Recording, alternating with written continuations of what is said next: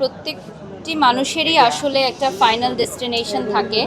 তো দেশের বাইরে অনেক জায়গায় ঘুরেছি। তো আমার শ্বশুর আব্বা এবং শাশুড়ি মাকে নিয়ে আমার এবং আমার হাজব্যান্ডের প্ল্যান আছে আল্লাহর ঘর দেখতে যাওয়ার। যদি সেই সৌভাগ্য হয়, দোয়া করবেন যাতে বাবা মা বা শ্বশুর শাশুড়িকে নিয়ে প্রত্যেকটি সন্তানই যাওয়ার মতো সৌভাগ্য রাখে। আমাকে যারা ভালোবাসেন, যারা ফলো করেন, অনেকেই আছে বলে যে আপু আপনাকে অনেক বছর ধরে ফলো করছি, ছোটোবেলা থেকে ফলো করছি, স্কুল লাইফ থেকে ফলো করছি। তো আমি যেহেতু অনেক ছোট বয়স থেকে কাজ শুরু করেছি, আমি সবসময় বলি যে আমার বড় হয়ে ওঠা এখানে। তো আমার কাছে এই তারা ঝলমল জগৎটা আমার কাছে একটা পরিবারের মতোই। আমি পরিবারের চেয়েও বেশি সময় হয়তো এই ক্যামেরার সামনেই কাটিয়েছি এবং আমার জীবনের অনেক না পাওয়া শুধুমাত্রই আমার ক্যারিয়ারের জন্য।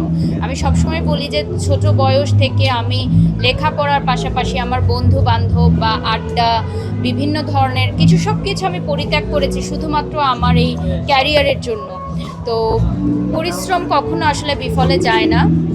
আমাকে দেখে যারা অনুপ্রাণিত হয় তাদেরকে আমি সবসময় বলি যে আমি পেরেছি, তোমরাও পারবে। সো যারা আমাকে ফলো করে তাদের জন্য এটাই বলতে চাই যে অনুপ্রেরণা নেওয়ার জন্য যে কোনো কারো কাছ থেকে। করোনার আগে মানে যখন আমাদের সবগুলো ফ্লাইট বন্ধ হয়ে গেল, তার 2 বা 1 দিন আগেই আমি আসলে বাংলাদেশে চলে আসি এবং আমাদের অনেক ক্রু মেম্বার্স যারা বাংলাদেশ থেকে গেছিলেন তারা কিন্তু 2.5 মাস 3 মাস আটকা পড়ে গেছিলেন, আসতে পারেননি। সো করোনা সংকটকালীন সময় আসার পর আমাদের কিছু ফুটেজ বাকি ছিল, আমাদের ভয়েস ওভার বাকি ছিল, যেগুলো আমরা বাংলাদেশ থেকে গিয়ে দিতে পারিনি, যেহেতু পুরোটাই আমাদের ভারতে শুটিং হয়েছে। তাই সিনেমাটা স্টপ ছিল এবং যথাসময় মতো আমরা রিলিজ দিতে পারিনি। এটা আমাদের গল্প এবং এটা মানসীদের পরিচালনায় ছিল, যেখানে ভারতের গুণী অ্যাক্টর অ্যাক্ট্রেসরা ছিলেন এবং বাংলাদেশ থেকে আমি ছিলাম। তো 2 বাংলার এই চমৎকার আয়োজনটি ফাইনালি রিলিজ হয়েছে। তো আমি আসলে আশা ছেড়েই দিয়েছিলাম, কারণ কোভিড সিচুয়েশনটা অনেক দীর্ঘ ছিল আর আমাদের কিছু কাজও বাকি ছিল শুটিং। তো পরবর্তীতে আর যাওয়ার সুযোগ হয়নি ভিসার জটিলতার কারণে।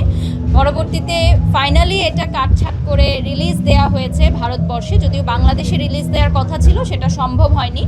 তো আমরা আবার ভারতে গিয়ে প্রেস রিলিজ বা যেটা বলে যে পার্টিসিপেটটা করতে পারিনি, কিন্তু আমরা আপডেট রেখেছি। তো বাংলাদেশে যখন অনেকে এটা দেখলেন, প্রশংসা করেছেন, আমিই ছিলাম।